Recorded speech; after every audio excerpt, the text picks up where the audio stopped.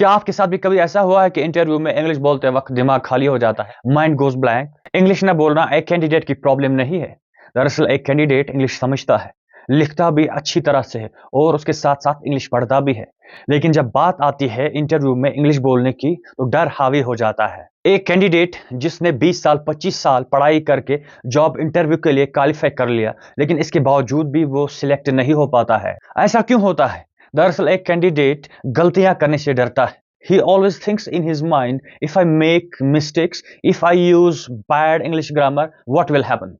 तो इसी over thinking की वजह से वो फिर अटक जाता है, इंग्लिश बोल नहीं पाता है, जिस वजह से उसको खामियाजा भुगतना पड़ता है कि जॉब उसके हाथों से चला जाता है। इंटरव्यूअर्स वहां पे इसलिए नहीं होते हैं कि आप कितना फ्लुएंटली इंग्लिश बोल पाते हैं, कौन सा एक्सेंट इस्तेमाल करते हैं, अमेरिकन है, ब्रिटिश है या फिर इंडियन एक्सेंट। दरअसल वो आपका कॉन्फिडेंस और क्लैरिटी चेक कर रहे होते हैं। Let me tell you one thing, simple English is better than perfect English. एक ऐसा शख्स जिसने बहुत ज्यादा हार्ड वर्क किया, एग्जाम को पास भी कर लिया, फ्रेश होके नहा धो के वो इंटरव्यू देने के लिए चला जाता है, लेकिन वहां पे इंटरव्यू में जाके वो कुछ ऐसी गलतियां करता है जिसकी खबर उसको खुद को भी नहीं है। ऐसी गलतियां जिनके बारे में किसी ने उसको आज तक बताया ही नहीं, और इसलिए वो हर बार जॉब से निकाला जाता है। ये कुछ ऐसी गलतियां हैं जो कैंडिडेट्स अक्सर करते रहते हैं। They try to sound too fluent, ज्यादा इंग्लिश में फ्लुएंसी के साथ बात करना चाहते हैं। They use difficult English words to impress interviewers, वो मुश्किल अल्फाज का इस्तेमाल करते हैं इंटरव्यू के दौरान। They try to memorise all the answers inside their mind, वो सारे आंसर्स को मेमोराइज रट्टा लगाना चाहते हैं। क्वेश्चंस और आंसर्स को समझने के बजाय वो रट्टा लगा के इंटरव्यू देने के लिए चले गए हैं। एक शख्स जिसने सालों साल मेहनत की है, उसका इंटरव्यू जाया ना हो जाए, तो इसके लिए चंद बातों का ख्याल रखना है। Always use simple English words, हमेशा आसान इंग्लिश अल्फाज का इस्तेमाल करें। स्पीक स्लोली, आहिस्ता बोलें, कोई उसके पीछे छड़ी लेके खड़ा नहीं होता है।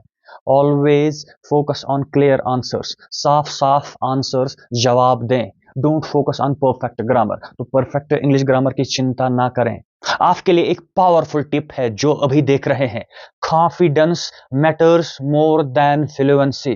फ्लुएंसी से ज्यादा आपका कॉन्फिडेंस, आपका एतमाद मैटर करता है। Always remember this tip, a confident speaker with basic English beats a nervous fluent speaker। यानी एक ऐसा शख्स जिसको थोड़ी थोड़ी इंग्लिश आती है लेकिन कॉन्फिडेंट है, हमेशा उस इंसान को हराता है जिसको फ्लुएंट इंग्लिश आती है लेकिन नर्वस दिख रहा है, जिसको खुद पर एतमाद ही नहीं है। कुछ खास चीजों का ख्याल रखना होगा ऐसे शख्स को जिसने सालों साल मेहनत की है और उसको जॉब इंटरव्यू में जाना है, कि जॉब इंटरव्यू से पहले प्रैक्टिस करनी होगी, मॉक इंटरव्यूज अपने फ्रेंड्स के साथ करने होंगे, खुद को अपने सेल फोन पे, स्मार्टफोन पे रिकॉर्ड करना होगा, अपना कॉन्फिडेंस चेक करना होगा, अपनी बॉडी लैंग्वेज देखनी होगी, कहाँ पे इंप्रूवमेंट लाने की जरूरत है, अपने आप को सुधारना होगा जॉब इंटरव्यू देने से पहले।